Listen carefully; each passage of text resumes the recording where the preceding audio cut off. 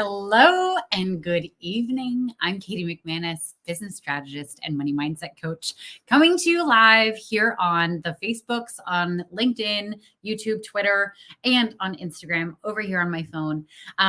When to the powers that be, if you're watching, which why wouldn't you be watching my live? Duh. Can we please figure out a way to have Instagram integrated with StreamYard, please? And thank you. Anyway, hi, the Gazelle. Welcome. Tonight, I want to, first and foremost, I want to talk through a little housekeeping. Sometimes not all the comments come through. Instagram is right here. It's right in front of my face. So Instagram's safe. But if you're commenting and I'm not shouting you out and saying hi and incorporating you in the conversation, know that I'm not mad at you unless you said something weird. But sometimes I just don't see all the comments. They don't come through. StreamYard's funny. Like, I stream to 5 different places and it always shows 0 next to the I, even when I have like 10 people commenting. It's super weird. But anyway, hopefully they figure that out and we get some accurate reporting at some point. Anyway, we're not talking about that tonight. Tonight, I want to talk about the biggest sin. So I'm going to use that term because I don't really believe in sin, but the biggest sin that people commit when they are jumping into social media marketing. Okay.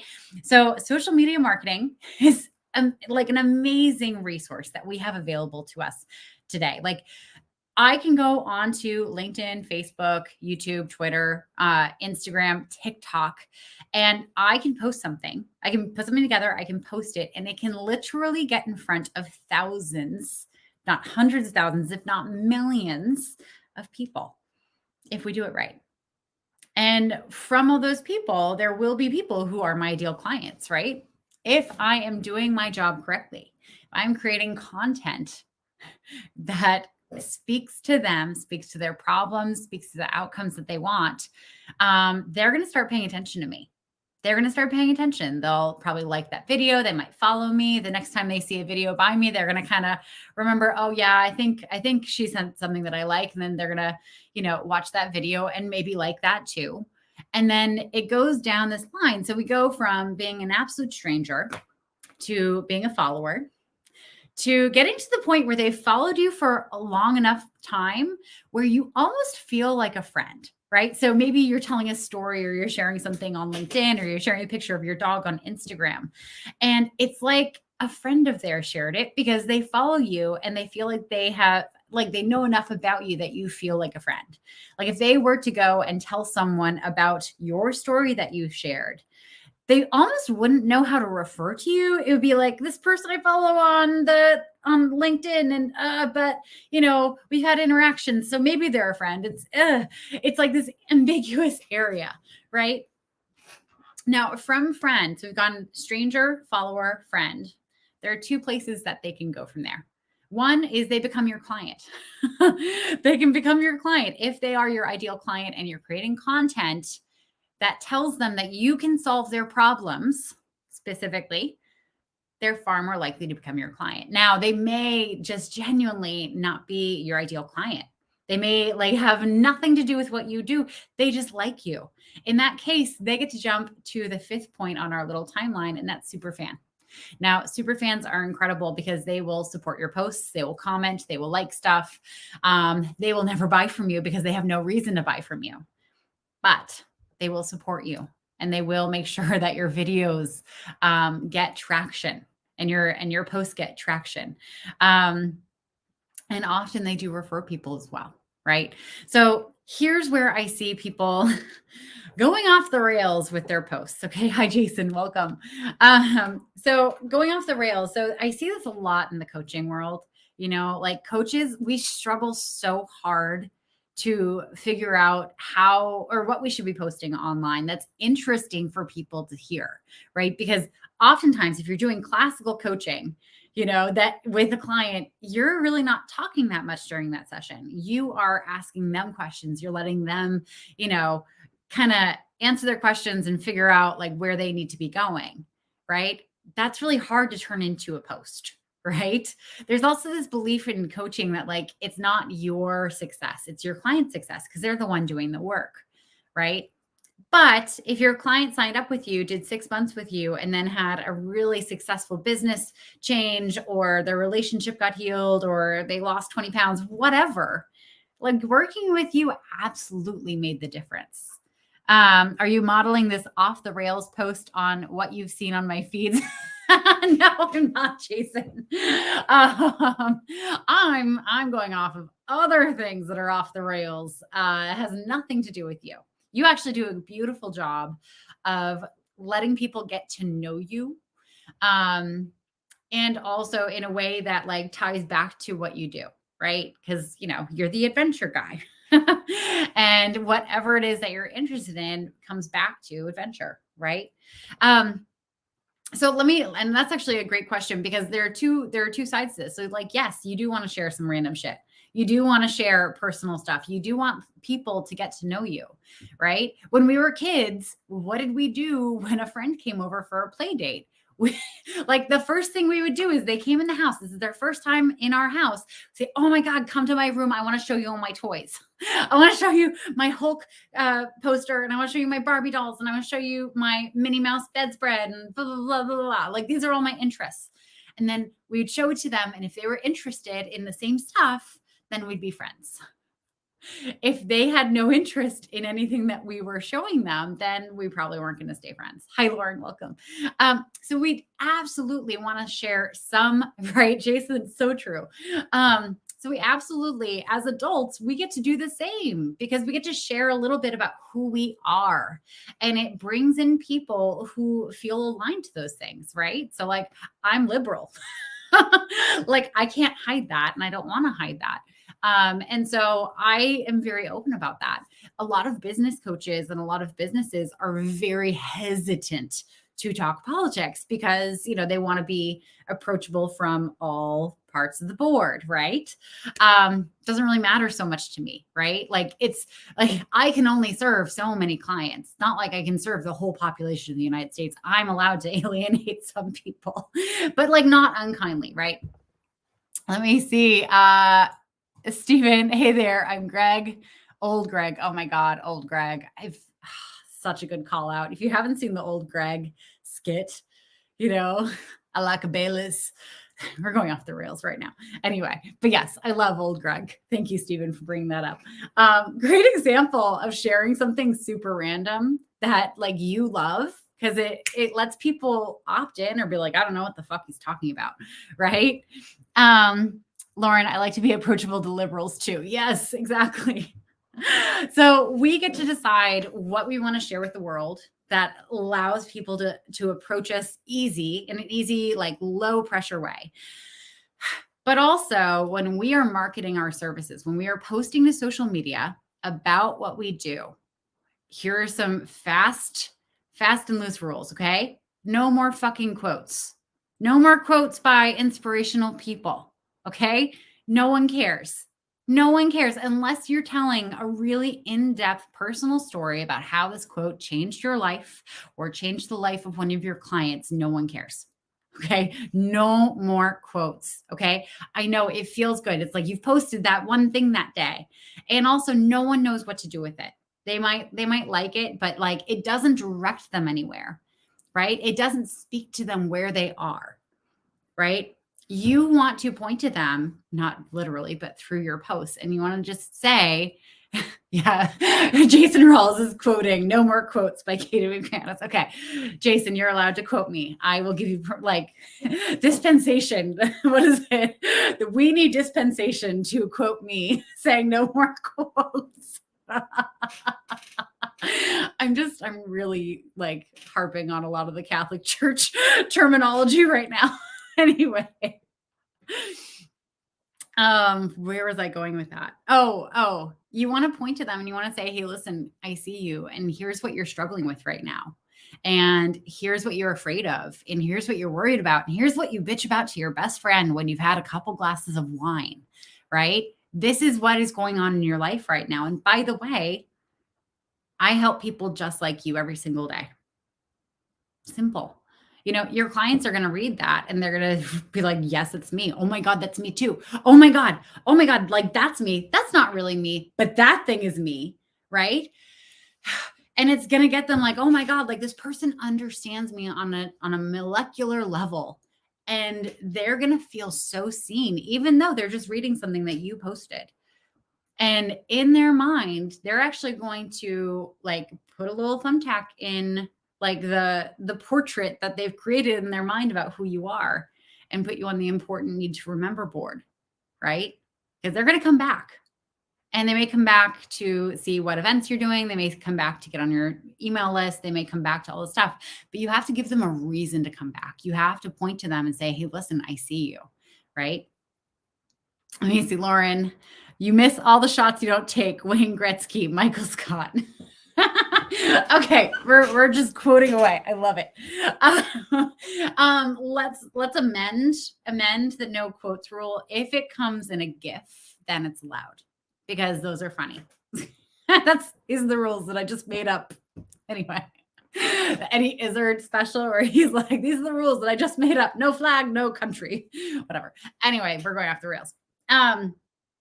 Likewise. Okay. So no quotes, no ambiguous stuff that kind of is fluffy, doesn't really tell anyone about, who you are, what you're useful for. You also, who you are. No more inviting people to get on your newsletter. Like blindly inviting people to get on your newsletter. Why should they get on your newsletter? Do you know how angry people are about getting on newsletters? Like, give them a reason. Tell them what the value is that they will get every damn week in your newsletter. And if you're not sure what that value is, then figure it the fuck out. Okay. And I say this, like, I struggle with my newsletter, right? Because I would love to say that I give this same, like, kind of formatted value every single week, but I have ADHD, right? Like I get bored. I get bored a few weeks in and then I forget other weeks. Like, it's an inconsistent game. I'm working very hard to get consistent about this. And I say this like it's easy. It's not.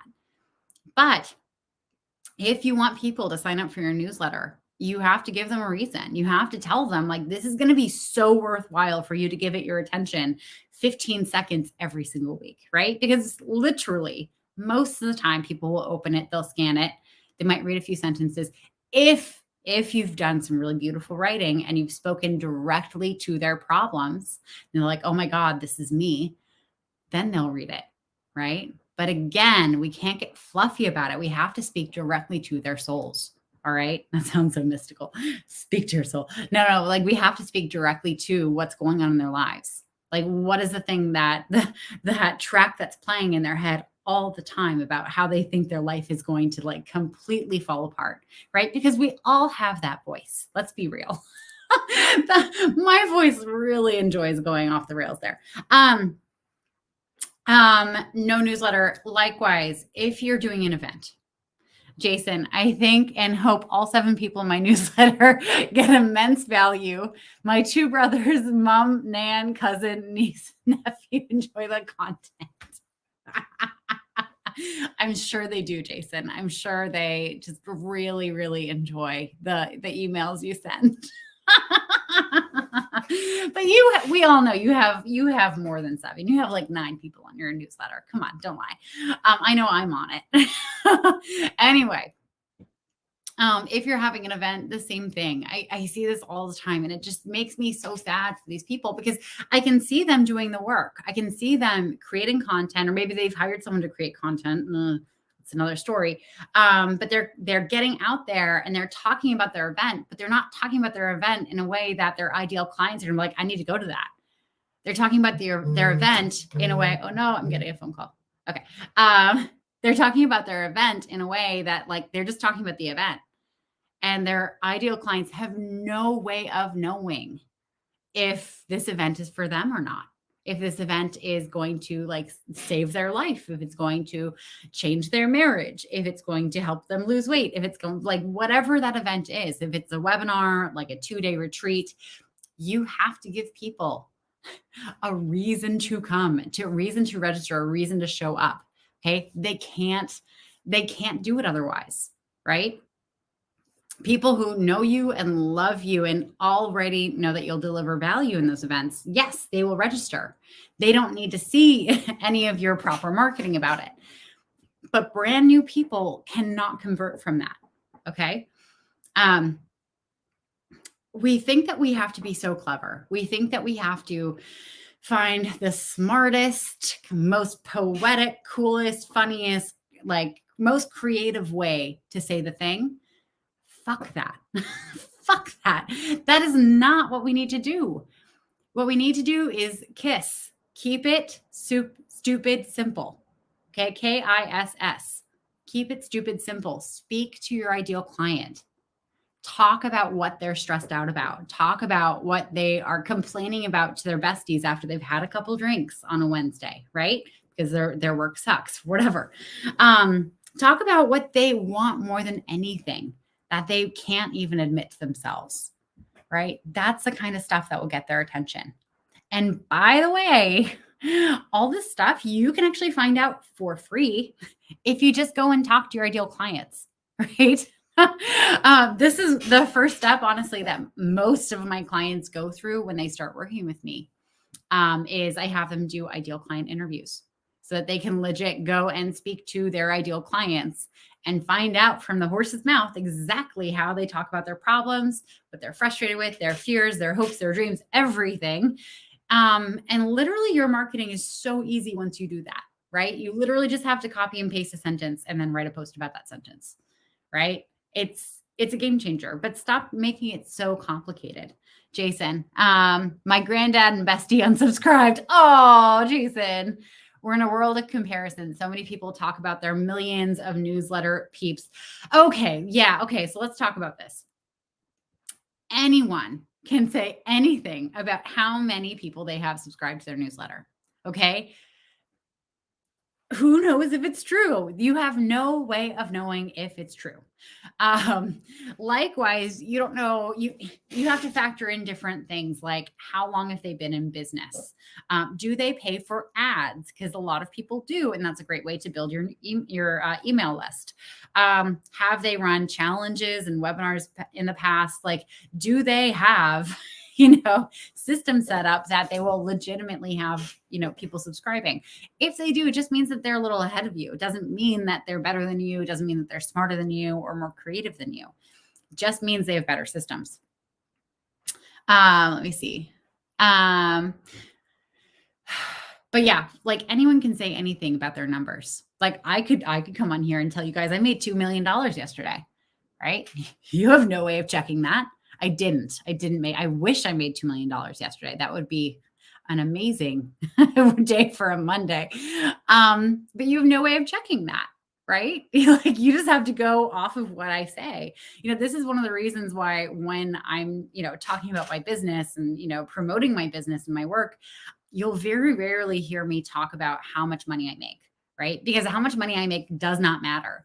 People can be very talented at making money and be absolutely terrible at helping other people make money, right? So like, I would rather, those people who are talking about their millions of newsletters, like who gives a fuck how many people you have on your newsletter? Tell me how many people you've actually helped do the thing that you help people do. Tell me about their success stories. Tell me about the success stories of those who subscribed to your newsletter, who took the advice, like made money or did something really cool based on that advice and then gave you that feedback. Tell me that success story. That's what matters. Humans were a bit like lemmings. It's a little sad. When we hear a bunch of people are doing one thing, we tend to hop on, right? Really interesting. So in restaurants, if you're looking at a menu and there's something on the menu that says most popular, you're more likely to order that because the most popular tells you lots of people order that. So if lots of people order that, then it must be good, right? It's the same thing, Jason, when we hear people like brag about how many people are on their newsletter, right? Like our minds go to, oh, cool. So if that many people are subscribed, then it must be good. We have no way of checking that. I don't know what you're talking about. True. It's like Sex Panther. 60% of the time, it just works every time. The stat that matters. I think that's from Anchorman. Is that an Anchorman reference? Oh man, we're going deep with the references right now. um, but literally, guys, stop overthinking it. You don't have to be creative. You don't have to be smart. Hi, Citizen J. Kane. Yes, it is Anchorman. Okay, cool. Hey, David, welcome. I think where most people get nervous about being on social media is they worry about needing to show up and appear smart and impress people, right? Because you feel like you have to like really prove that you're an expert, really prove that you're intelligent and you're capable.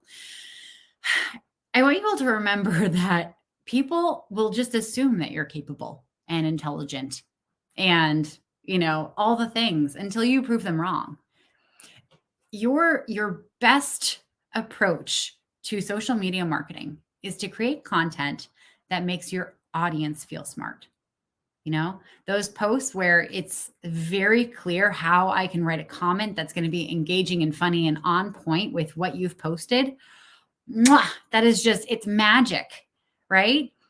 If I see a post that has too many words that I don't know or references authors that wrote books that I've never even heard of, I'm not going to comment, right? It doesn't matter if I absolutely adore you, if you're one of my best friends, if you're a client, like I don't want to look stupid, right? I don't want to look stupid. If you've written a post or something that like is like benchmarking you for intelligence, you've basically scared away most people who will comment on your post, which kills your reach. You want to write posts that are stupid simple, right? Because it makes it so easy for people to engage. And remember, though, your colleagues, the people who like understand the smarts that it takes to be in your industry, they're going to see you explaining it in layman's terms, knowing that you're doing marketing. Like they're not going to think, oh gosh, they forgot all the technical terms for what we do. They must not be great at their job, right? Jason, that's a fair comment. The need to stand out from the crowd. Yeah, like, you know, we don't all need to stand out from the crowd. You go down Main Street and you look at all the shop windows, and there are some shop windows that like resonate with you and feel good to you. Like for me, I love like the paper shops and the journal shops and the bookstores, right? The shoe stores, I'm not really a big shoe person. I wear flip-flops most of the time. Not very fashionable. Like you trust your customers that when they encounter you online, if you're sharing, authentically who you are and you're being very straightforward about who you serve and what you help them do, trust that they're going to like stop and look at that window for a little longer and then maybe walk in the door and start up a conversation with you. Joey Aaron, great question. How do you identify your audience, e.g. actual clients or people who could refer you? This is a big question. First and foremost, you need to know who your ideal clients are, right? Your ideal clients, like they are your audience. Whoever it is that you serve, you want to think about the set of problems that they have. And you want to get really specific talking about those problems, right? Because like, if you're an expert on the problem that they have, most people are just going to jump to the assumption that if you're an expert on the problem, you're probably also an expert in the solution, right? So you want to talk to them about what it is that they're challenged with right now. This is going to draw in your ideal clients, and then it's also going to draw in like their besties, their neighbors, their coworkers, their spouse, right? Because they're going to see your content and they're going to think, oh my God, Ted needs to see this, or Heather needs this. Oh my God, like let me send this to them, right? You kind of have to trust that your audience will see you. They will find you, right? You just have to be consistent and keep banging that drum every single damn day. I think we get a little like crunchy around trying to get like the perfect audience, like I have so many people in my audience who are never going to be my client. They're never going to start a business. They like my stupid stories about how like I go on bad dates and then make it into like a sales story. Like, they enjoy that and I give them full permission. People like watching me wearing a hot dog costume, right? They're my audience. They may not be my ideal clients. I think we try to get precious about who our audience is going to be, and we really can't control that. We absolutely cannot control that. I mean, case in point, let's look at LinkedIn, right? LinkedIn was a job search platform. Okay. It was a place where people would go and put their resume and apply for jobs, and recruiters would reach out and like you do proper work networking. Okay. It's not that way anymore. Like the population of LinkedIn kind of revolted against that during the pandemic, or maybe a little bit, even a little before it started, getting way more personal just before the pandemic. Now it's completely unrecognizable to what it was 5, 6 years ago, right? LinkedIn had no idea this was coming. It's not something that they planned. It's not something that they strategized. It's just kind of how it happened, right? The user base changed how they were using it. It's the same thing when it comes to our content. It's the same thing when we're marketing. Like we just get to show up and trust that the right people are going to hear what we have to say.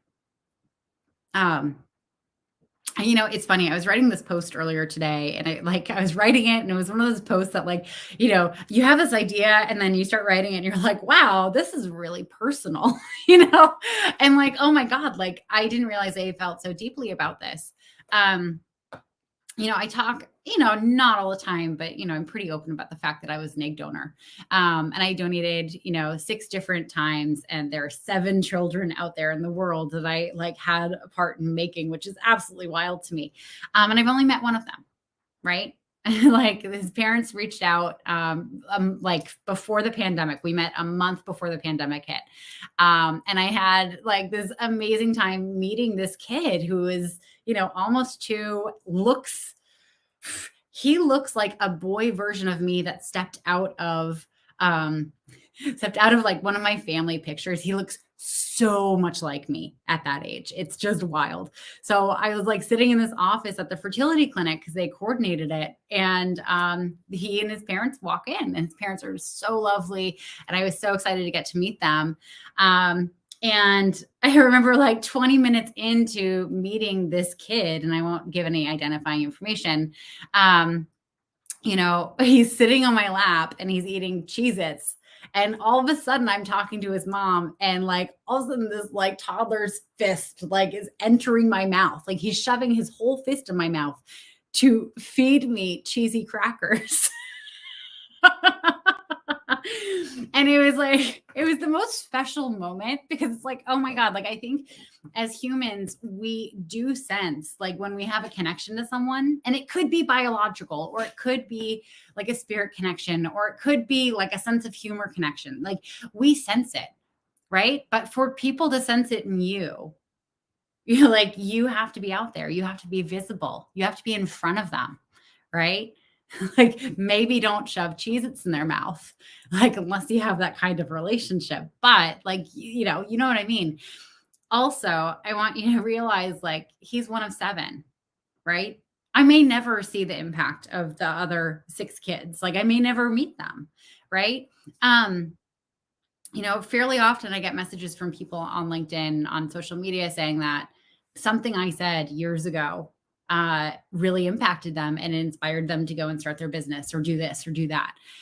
And I don't know these people. I wouldn't know these people if they jumped up and bit me as I was walking past, right? They just followed me. Oh no, Instagram's okay. We're back on Instagram. The connection's being weird. You have to trust. You literally just have to trust that you're having impact. You're never going to see most of it. You're the people that reach out are the biggest gift. The people that show you the impact that you've had on them, they are the biggest gift, and they are the smallest fraction of the population. Okay. You're just not going to see it. So Joey, I know it's a very long-winded, rambly answer to how do you identify your audience, but your audience identifies you. Your audience recognizes the connection with you. And your ideal clients are going to be in that audience, but you have to speak directly to your ideal clients. You have to be open about who you are, and you don't have to be super vulnerable. You can share random shit about your life and have that be that, but let them get to know you a bit. And that will be enough. You just kind of have to trust it. Also, like, you have to do your market search, like your market fit and everything. Like if you're selling, if you're selling something, you're selling like polar bear training to tennis players, like they don't have a reason to train polar bears, you know? Like you have to do your research and make sure that you're selling something that people want. But yeah, Jason, that's a beautiful thing to do. Oh, thank you.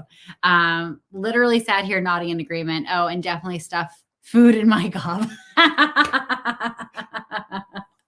It's funny because like I tell that story about about him like shoving Cheez-Its in my mouth, and everyone's like, "Oh God!" And I'm like, "It was before COVID. Calm down." Anyway, but yeah, like whatever it is that you're posting on social media, like don't get precious about it looking pretty. Don't get precious about it sounding smart. Get precious about it speaking to your ideal client exactly where they are right now. Joey, so how does one keep their post fresh if they're focused on one very defined area and don't have new exciting stories regularly? I mean, Joey, I mean, I'm not exciting.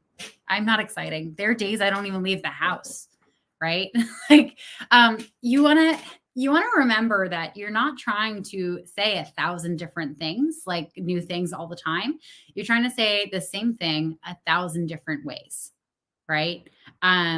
I'm looking at your picture and you're very, very small. So I hope you're not offended, but I'm guessing you're like over the age of 35. And I apologize. Like you're so small on my screen. If you're younger than that, I don't mean to offend. Um, like, like you have a whole life that you can refer to, right? And it doesn't have to be interesting moments. It could be a story about you in the lunchroom in school, like something happening there, right? We all have awful and funny and heartwarming stories from the lunchroom in school, right? It's like a weird cesspool of emotions, especially in high school when you're a teenager. You can absolutely find a way to tie that in. Like I'll take stories of like bad dates that I had years ago and I'll relate it to sales, right? I will take stories from old jobs and I'll relate it to why I started my business becoming an entrepreneur and why I help other people break free from their corporate lives. Um, Joey, I was younger than that in the picture. Oh God, I'm sorry. Literally, you're like this big in the StreamYard setting. So I can like see that you have glasses and dark hair, and that's it. Anyway, sorry. But my point is like one of my clients, David Fryman, he wrote this post a couple years ago. And to this day, like I remember it, he is a little distractible, right? And so he was getting his daughter into the car to take her to school and he was going to be going to work. And like, he puts his coffee mug on top of the car. We all know where this is going, right? And he buckles her in and then he gets in the car and he backs out of the driveway and he hears that plop. And as a fellow caffeine addict, I know the sorrow of thinking that your coffee is gone, right? And so he gets out and his coffee had literally landed right side up. Didn't spill a drop. Which is like it must have just flipped so fast. But like such a like a normal mediocre moment, right? I mean, it could be a post about losing your coffee. Like it didn't have to have that miraculous like landing right side up moment. It could have been, I did this. Like if you tell that story and tie it into your business, like that is relevant. That's interesting. Jason, oh my God. Yes, you did. Oh, Jason posted about shitting in his sleeping bag in the mountains and people loved it. Yes. Not many people can say that though, Jason. So we're gonna bring it down in excitement level. Like the hobbies you have, Joey. Those are gonna be great. The fact that a lady on a live accused you of being older in your picture. Like you can write a post about that. Not knowing what you do, it's hard for me to come up with more instances of this. If you are interested in talking more, then DM me and we can set up a time to talk more specifically. But yeah, like we're all just humans living human lives, right? And the things that are special, the things that are nuanced are really just the everyday things, right? We can talk about the everyday things and it lets people feel closer to us. Like an example of this is like, how do you take your coffee or your tea in the morning? Right? Like it would be, that's something that you kind of have to have some intimacy with someone to know, right? Like it's something that you would have had to go to coffee with them multiple times or been to their house and seen how they prepare coffee, right? Um, like my sister, for instance, she takes black coffee with 3 ice cubes. She's a sociopath. No, just kidding. She's not. She's a lovely human. But, she doesn't want milk in her coffee and she wants it to be cool enough so that she can drink it. Coffee hater. Oh my God, we're talking about coffee, but it's coffee misspelled. So I don't know if you actually hate coffee. Am I being hit by the hurricane? No, I'm up north. So the hurricane right now is hitting Florida. I hope everyone in Florida is safe. But anyway, yeah, don't overthink it. Don't overthink it. Stop trying to be creative. Stop being vague. Speak to your ideal clients, right? And try it. Like, remember, you have to be consistent about it. Like, speak to your ideal clients for several months. And if you're not getting any traction, then you need to shift the conversation, right? Anyway, I hope that's helpful. Great questions, Joey. Thank you all for joining. Stephen, Joey, Jason, Coffee, David, Citizen Kane, Lauren, who else? And the Gazelle. Thank you all for joining. I hope this was super helpful. And sorry, we're having some connectivity issues over here on Instagram. So I hope you guys are hearing me fine. Yes. Anyway, thank you for joining. I'm Katie McManus, business strategist and money mindset coach for ADHD business owners. Have a great night, everyone. Bye.